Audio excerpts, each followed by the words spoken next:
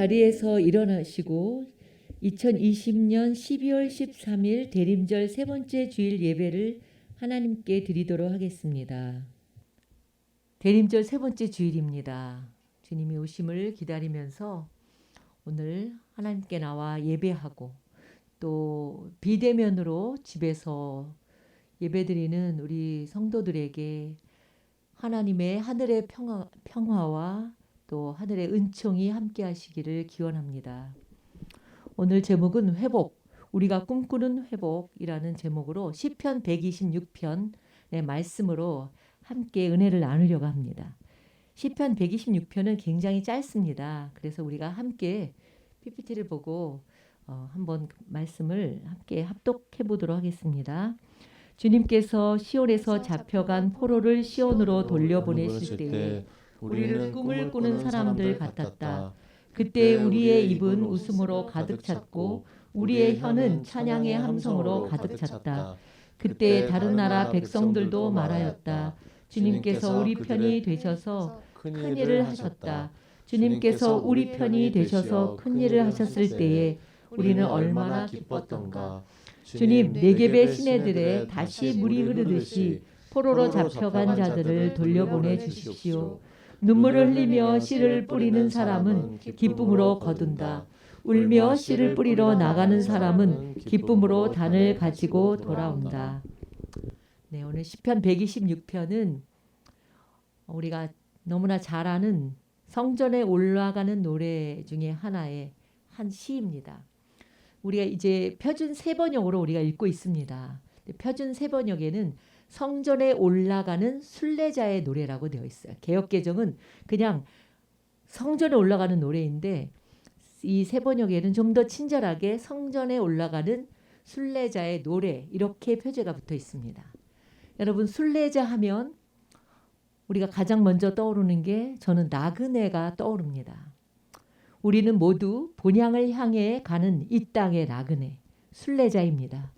그렇다면 순례자의 길은 떠나는 게 중요한 게 아니라 결국은 자신의 본래의 자리로 돌아가는 길이고 자기를 찾는 길이라고 할 수 있습니다. 자신의 존재의 뿌리로 돌아가는 그런 거라는 것이죠. 그래서 베드로 전서 또 베드로의 그 서신을 보면 성도들을 향해서 뭐라고 말하자면 성도들을 향해서 흩어져서 사는 나그네인들, 택하심을 입은 이들에게 이 편지를 쓴다. 이렇게 말하고 있습니다. 우리는 늘 살아가면서 나그네라는 것, 순례자임을 잊지 않고 살아가는 그런 지혜로운 성도들이 되시길 바랍니다. 오늘 126편, 시편 126편에서 순례자들이 노래하는 내용은 이것입니다.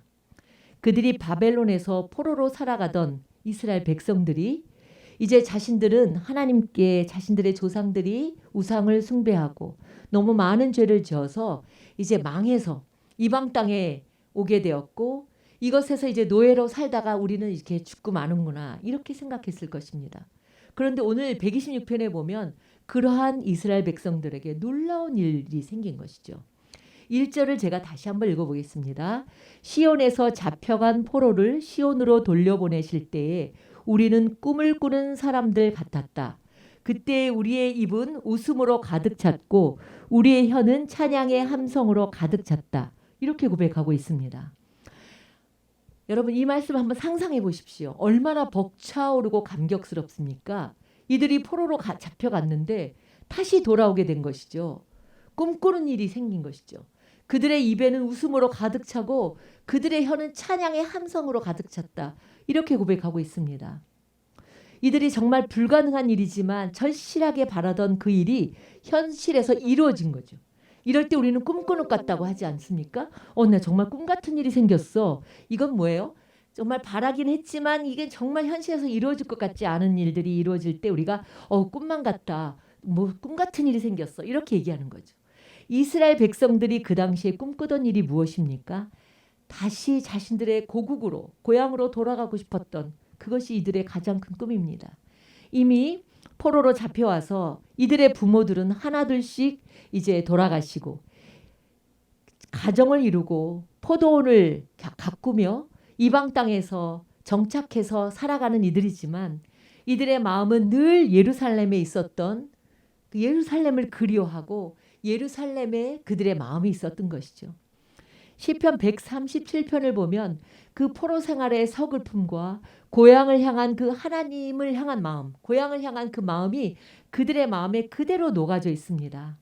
시편 137편은 이런 말씀이죠. 우리가 바벨론 강변에 앉아서 시온을 생각하면서 울었다. 그 강변 버드나무 가지에 우리의 수금을 걸어두었는데 우리를 사로잡아 온 사람들이 우리에게 노래를 청하고 우리를 짓밟아 끌고 온 그들이 우리들을 흥을 돋우어 주기를 요구하면서 우리가 시온에서 부르던 그 노래를 한번 불러보라고 하는구나. 우리가 어찌 이방 땅에서 주님의 노래를 부를 수 있으랴. 예루살렘아 내가 너를 잊는다면 내 오른손아 너는 말라 비틀어져 버려라. 이건 뭐예요? 절대로 잊을 수 없는 거죠. 시온에서 부르던 그 노래들을 잊을 수 없는 거예요. 그들이 이렇게 희롱하면서 너희들 거기서 부른 노래 한번 불러봐. 이럴 때 이 포로로 잡혀온 이스라엘 백성들의 가슴은 너무나 찢어질 만큼 아팠던 것이죠. 이렇게 포로 생활의 서러움과 슬픔을 가졌던 이들에게 꿈 같은 일이 현실로 일어난 거예요. 에스라서를 보면 포로들이 귀환하는 그 장면이 나오는데 2장에 보면은 1차 포로 귀환자 수가 대략 5만 명에 가까웠어요. 노비들, 남종과 여종, 노래하는 자들까지 다 포함하면 49,897명이라고 이렇게 나와 있습니다. 엄청난 수가 돌아온 것이죠. 이산 가족들이 판문점에서 만나는 장면을 여러분 혹시 본 적이 있으십니까? 아직도 그 기억이 생생합니다. 만약 우리도 도저히 만날 수 없었던 그런 잃어버린 가족들, 특별히 뭐예요? 아이를 잃어버리거나 입양이 되고 막 이래서 잃어버렸던 가족들을 우리 다시 만나는 그런 장면들을 한번 상상해 보십시오. 얼마나 놀라운 일입니까? 또 통일이 돼서 우리가 북녘 땅에 가서 우리가 귀로만 듣던 그 무너진 교회들을 세우고 거기서 그 북한의 우리 민족들, 동족들과 함께 예배를 드리는 날이 어느 날 갑자기 온다면 그 얼마나 꿈 같은 일이겠습니까? 그런데 오늘 이스라엘 백성들에게 이런 꿈 같은 일이 현실에서 일어난 거예요. 하나님은 이들이 하나님이 정하신 70년이라는 시간, 그 포로의 시간들이 찾아 그들을 포로에서 자유케 하시고 고향으로 돌아가게 하셨습니다. 바벨론에서의 70년의 시간들은 하나님께서 이스라엘 백성에게는 고난 속에서 철저히 낮추고 연단하고 그들이 정말 하나님 앞에 정화되는 그런 시간들이었습니다. 정신과 의사인 정정엽 씨라는 분이 있습니다. 이 사람이 내 마음은 내가 결정합니다. 이런 책을 보면 이렇게 말씀을 하고 있어요. 사람들은 그저 세상을 내가 살아간다고 생각하지만 사실은 자기 마음속 세상을 살아간다는 거예요. 아, 난 그냥 세상을 살아가 이렇게 얘기하지만 자기 마음속 세상을 살아간다. 자기 마음속의 세상인 거예요. 그래서 똑같은 환경에 살아도 어떤 사람은 굉장히 지옥이라고 느끼는가 하면 어떤 사람은 같은 환경에서도 그걸 잘 대처하면서 살아갈 수도 있다는 거예요. 이런 재밌는 예화가 있습니다. 중세 유럽에 레이놀드라는 왕자가 있었어요. 근데 그는 식탐이 참 많았어요. 먹는 것을 너무 좋아했기 때문에 몸집이 컸어요. 그래서 별명이 뚱뚱보 왕자였어요. 그러니까 다리통이 허리같이 그렇게 큰 그런 뚱뚱보 왕자였죠. 그 레이놀드 왕자가 근데 장남이었거든요. 근데 어느 날 아버지 왕이 돌아가셨어요. 이 동생이 너무 왕이 되고 싶어서 쿠데타를 일으켜 왕이 된 거죠. 근데 사람들이 뭐라고 하지 않겠습니까? 사람들의 눈을 의식해서 이 뚱뚱보 형을 죽일 수는 없고 외딴 곳에 성에다가 그 감옥을 성에 만들어서 거기에 가두었습니다. 그리고 동생은 형에게 이렇게 말했습니다. 형님, 언제든지 이 문을 나오시면 자유인이 되실 수 있어요. 그런데 문제는 뭐냐면 그 문이 너무 작다는 거예요. 보통 사람이라면 통과할 수 있지만 이 뚱뚱보 왕자인 형은 절대로 통과할 수 없는 그런 문이었습니다. 근데 형을 이렇게 이제 왕으로 세워야 한다는 그런 신하들도 있지 않았겠습니까? 그러니까 동생에게 그런 이야기를 할 때마다 저도 훌륭한 왕을 모시고 싶습니다. 형이 만약 살을 빼서 저 문을 빠져나올 수 있다면 저는 기꺼이 왕의 자리를 양보할 것입니다. 이렇게 얘기한 거예요. 하지만 살을 빼지 못해서 저 문을 형이 나올 수 없다면 자기 몸 하나 관리할 수 없는 사람에게 어떻게 나라를 맡길 수 있겠습니까? 그리고 나서 동생은 감방을 지키고 있는 사람에게 매일 하루 3끼씩 가장 좋은 음식을 형에게 제공하라고 명령했습니다. 그 형이 원하면 언제든지 간식도 풍성하게 먹을 수 있도록 배려를 한 거죠. 어떻게 되었을까요, 여러분? 예상대로 형은 나오지 못했습니다. 형은 그 눈앞의 음식의 유혹을 이기지 못하고 감옥에 갇힌 지 10년을 보내야 했습니다. 10년 뒤에 이 동생, 왕이 된 동생이 전쟁터에 나가서 전사했습니다. 그제서야 감옥에서 빠져나와서 왕위에 올랐습니다. 그러나 이 레이놀드 왕자는 자기 몸을 관리하지 못했기 때문에 왕이 되고 얼마 되지 않아서 병이 들어 죽고 말았다는 것이죠. 어쩌면 우리도 스스로를 이렇게 가두는 감옥에 갇혀 살고 있지는 않는지 생각해 봐야 합니다. 우리도 알지 못하는 가운데 물질의 감옥, 탐욕의 감옥, 또 미움의 감옥, 또 절망의 감옥, 또 때로는 뭐예요? 그 술의 감옥, 또 도박의 감옥, 이런 것에 평생 우리가 갇혀 살기도 하는 거예요. 문이 있는 것을 알면서도 나를 얽어매는 그 마음의 짐이 너무 크다고 느끼기 때문에 빠져나오지 못하고 일생을 그렇게 살아가는 사람들이 너무나 많은 거예요. 사랑하는 성도 여러분, 믿음이 있는 사람과 믿음이 없는 사람의 차이가 무엇입니까? 고난이 또 문제가 너무 커서 빠져나오지 못하는 게 아니잖아요. 하나님을 믿는 자들이든 하나님을 믿지 않는 자들이든 똑같이 고난이 옵니다. 우리가 살아가면서 하나님을 믿기 때문에 우리는 고난이 없어라고 얘기하는 것은 거짓말이죠. 똑같이 크고 작은 고난이 옵니다. 그러나 다른 점은 출구가 있음에도 불구하고 자신의 그 마음의 감옥에 갇혀서 그 출구를 못 보거나 또는 출구를 보지만 자기의 그 짐이, 자기를 가두는 그 마음의 짐이 너무 크다고 느껴서 못 빠져나오는 거죠. 그게 차이인 거예요. 그 출구가 있음에도 불구하고 그 출구를 못 빠져나오는 것이죠. 하나님은 애굽에서 이스라엘 백성들이 고통으로 부르짖을 때 출애굽의 역사를 어떻게 이루셨죠?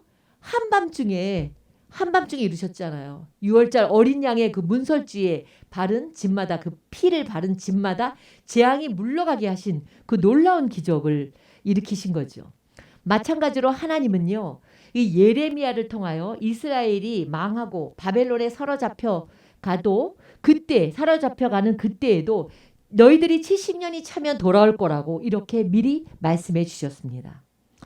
그리고 때가 되니 정말 바벨론을 멸하시고 알지 못하는 새로운 나라 바사라는 페르시아라는 나라를 일으키셔서 고레스 왕을 통해 다시 고향으로 돌아가게 하셨습니다.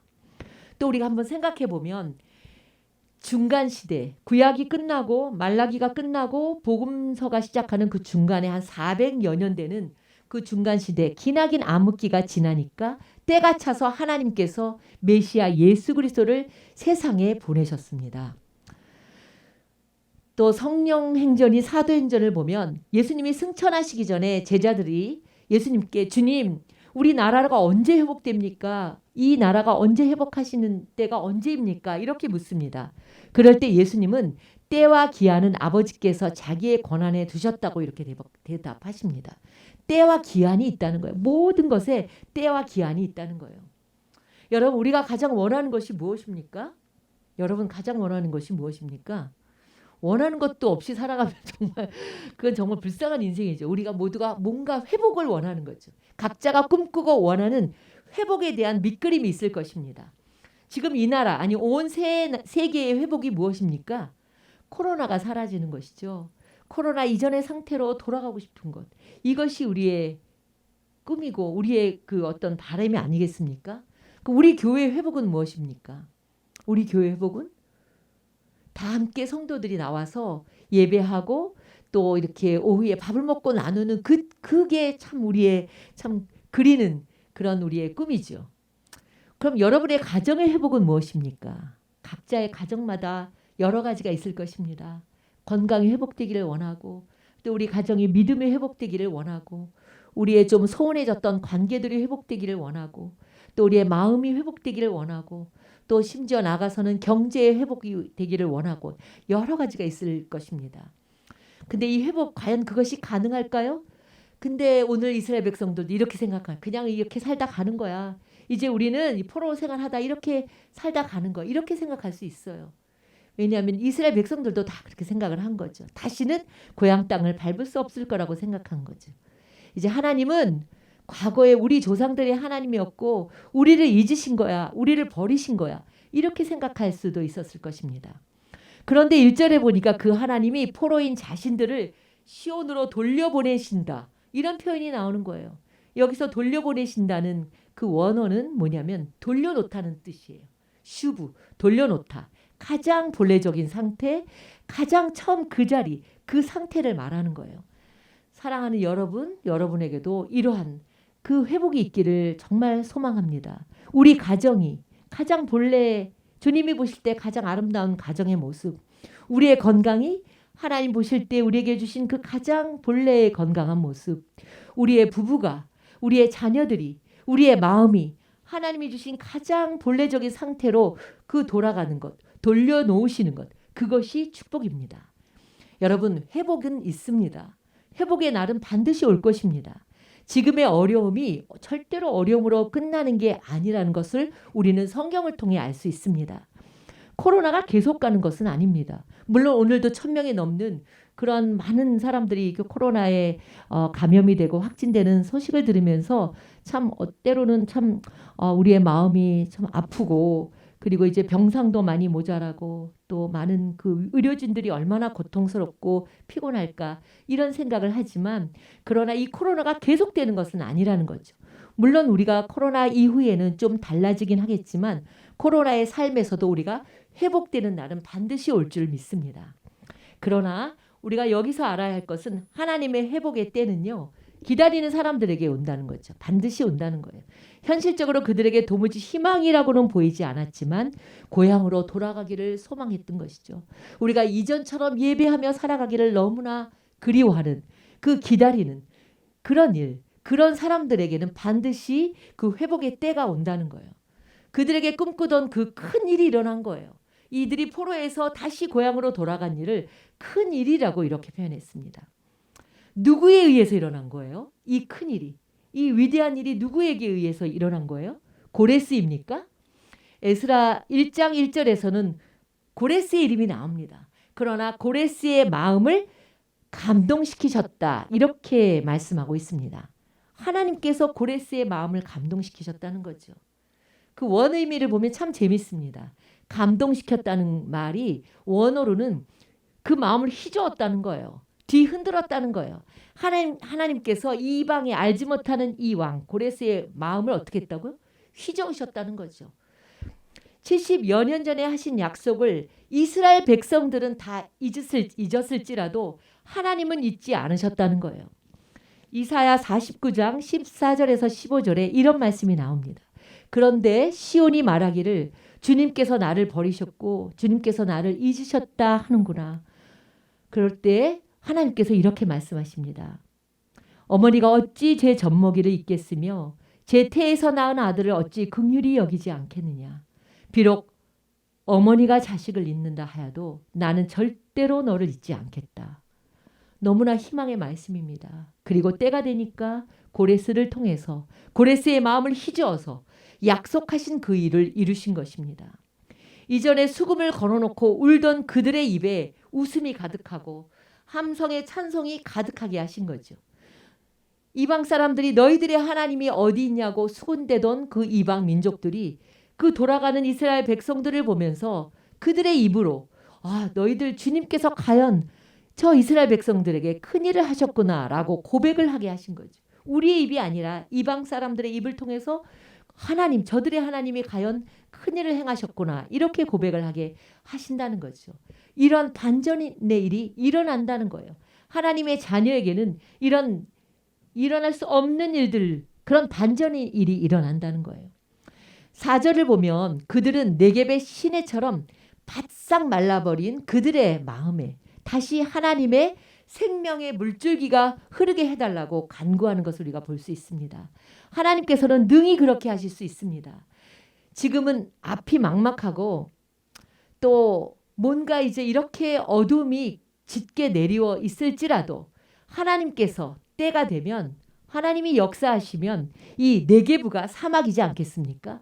사막에도 꽃이 피게, 사막에도 생명의 물줄기가 흐르게 하실 것입니다. 이 놀라운 일을 행하시는 분은 사람이 아니라 하나님이신 거죠. 그래서 우리는 하나님께 구해야 합니다. 우리 마음에 다시 은혜의 물줄기가 흐르게 해달라고, 생명의 물줄기가 흐르게 해달라고 간구해야 하는 것이죠. 마지막 시편 126편 5절에서 6절을 함께 읽어보겠습니다. 자, 같이 읽겠습니다. 눈물을 흘리며 씨를 뿌리는 사람은 기쁨으로 거둔다. 울며 씨를 뿌리러 나가는 사람은 기쁨으로 단을 가지고 돌아온다. 여러분, 이 그림을 보십시오. 이 씨를 뿌리는 사람, 장 프랑스와 밀레가 그린 그림입니다. 또 한 사람이 그린 화려한 그림, 누구죠? 굉장히 유명한 고흐가 그린 그림도 있습니다. 근데 너무나 화려한데 이 밀레 그림을 보면서 씨를 뿌리는 그 사람의 그림을 보면서 우리가 상상해 볼 수 있습니다. 근데 오늘 본문을 보면 씨를 뿌리러 나가는데 눈물을 흘리면서 씨를 뿌린다. 이렇게 말씀하고 있습니다. 씨를 뿌리면, 열심히 씨를 뿌리면 땀이 흘려야 되는데 왜 눈물을 흘린다고 했을까요? 눈물을 흘리며 씨를 뿌린다는 것은 어떤 의미냐면 절망적인 상황이고 미래가 보이지는 않는 그런 암담한 상황이지만 그럼에도 불구하고 씨를 뿌린다. 이런 의미인 거예요. 우리가 힘이 들어도 때로는 앞이 보이지 않아도 너무나 절망적이고 너무나 낙심되고 그래도 씨를 뿌려야 한다는 거예요. 절망적인 상황에도 더 열심히 씨를 뿌려야 되는 거예요. 왜 그럴까요? 씨를 뿌리지 않으면 거둘 것이 없기 때문이에요. 씨를 뿌리지 않으면 우리가 추수를 기대할 수 없기 때문이에요. 씨앗을 뿌리는 일은 그만큼 뭐예요? 나의 희생과 손해를 감수해야 되는 것이죠. 왜 그럴까요? 열매가 보이지 않아요. 금방 열매가 맺히는 것이 아니기 때문이죠. 그러나 확실한 것은 하나님은 만홀히 여김을 받으시는 분이 아니시라는 거예요. 너무나 정확한 하나님이시라는 거예요. 갈라디아서 6장 7절에 보면 개역개정은 이렇게 말씀하고 있습니다. 스스로 속이지 말라. 하나님은 만홀히 여김을 받지 아니하시나니 사람이 무엇으로 심든지 그대로 거두리라고 이렇게 말씀합니다. 씨를 심으면 열매를 거둡니다. 여러분, 화평의 씨앗을 심으면 화평의 열매를 거둡니다. 여러분이 사랑의 씨앗을 심으면 사랑의 열매를 거두는 법입니다. 여러분이 기도의 씨앗을 많이 심으면 반드시 때가 되면 그 기도의 열매를 거두는 것이 하나님의 나라의 법칙입니다. 반대로 여러분이 미움의 씨앗을 심으면 어때요? 미움의 열매를 거두는 거예요. 탐욕을 심으면 그 탐욕의 열매를 거두게 되는 거예요. 그대로 거두는 거예요.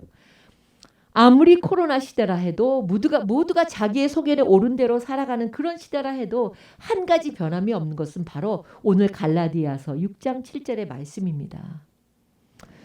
오늘도 예배를 사모하고 우리가 이렇게 함께 모이지는 못해도 예배자로 살아가는 이 사람들, 우리 모두 나도 어렵지만 그래도 또 어려운 형제들을 돌아보고 위로하고 격려하며 공동체를 돌아보는 그 마음, 기도의 씨앗, 눈물의 씨앗, 헌신의 씨앗, 나아가서는 뭐예요? 자연을 생각하고 우리의 미래를 생각하고 우리의 후손을 생각하면서 우리가 이 자연도 우리의 이웃을 생각하면서 우리가 그런 좋은 씨앗을 뿌려야 하는 것이죠.